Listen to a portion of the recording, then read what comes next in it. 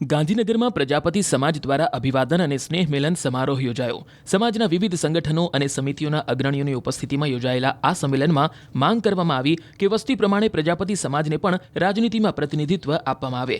આ સંમેલનમાં પુરુષાર્થ, પ્રગતિ અને એકતા તરફ આગળ વધવા આહવાન કરાયું. આ સમારોહમાં સમાજની 50 જેટલી સંસ્થાઓને એક મંચ પર લાવવાનો પ્રયાસ સફળ રહ્યો હોવાનો અગ્રણીઓએ દાવો કર્યો.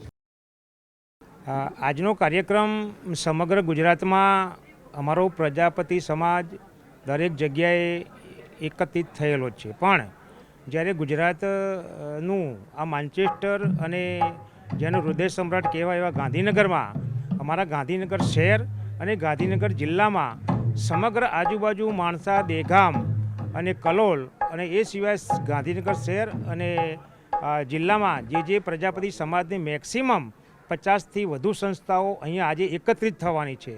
અને આ સંસ્થાઓનો અમારો ઉદ્દેશ એક જ છે કે પ્રજાપતિ સમાજ અમે એકતાના ભાગરૂપે આજે અમે આ સંમેલન યોજી રહ્યા છીએ.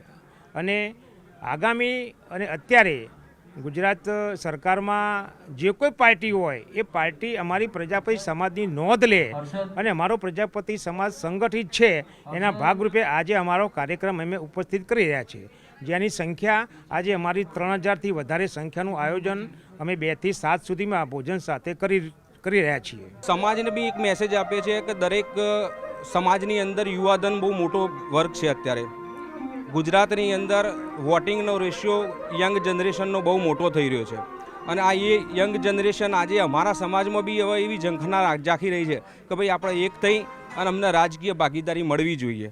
અમે જે પ્રજાપતિ સમાજની આજની અમારી વસ્તીના ધોરણે અમને સંખ્યાની ધોરણે અમને ક્યાંય નોંધ નથી લેવાતી અથવા તો નહીં લેતી, એના અનુસંધાનમાં અમે એકતાનું સંમેલન કરેલું છે અને આ જ સંમેલન ગુજરાતના તમામ જુદા જુદા જિલ્લાઓમાં આગામી સમયમાં થશે. ગુજરાતના પ્રજાપતિ સમાજ 55 લાખની વસ્તી, પરંતુ જે વસ્તીના ધોરણે આ પ્રજાપતિ સમાજને જેવો ન્યાય મળવો જોઈએ મળતો નથી. એનું માત્ર કારણ એકતાનો અભાવ હોય એવું અમને દેખાય છે. એના કારણે રાજકીય પક્ષો રાજકીય ભાગીદારીથી વંચિત રાખે છે.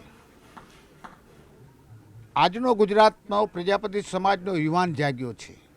એક વડીલોને અમને એક આહવાન કર્યું કે તમે આના માટે નહીં કરો તો પછી અમારે મુદ્દો હાથમાં લેવો પડશે.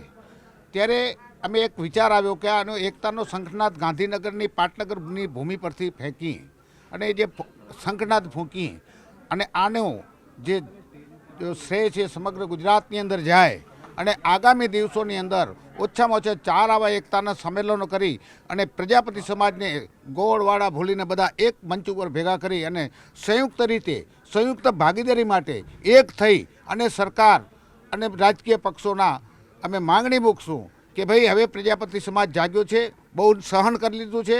પ્રજાપતિ સમાજ મતનો જે જો વોટ મતબેંક માટે તમે ગણતા હો તો હવે દિવસો રહ્યા નથી. આગામી દિવસોમાં રાજકીય ભાગીદારી, શૈક્ષણિક વિકાસ, બીજા સમાજોને અપાતી જે શૈક્ષણિક જમીનો, આ બધું અમારા સમાજને વસ્તીના ધોરણે જો આપવાની જો તૈયારી હોય તો આ સમાજ એની અંદર જોડાશે, નહીં તો આ સમાજ વિચાર કરશે.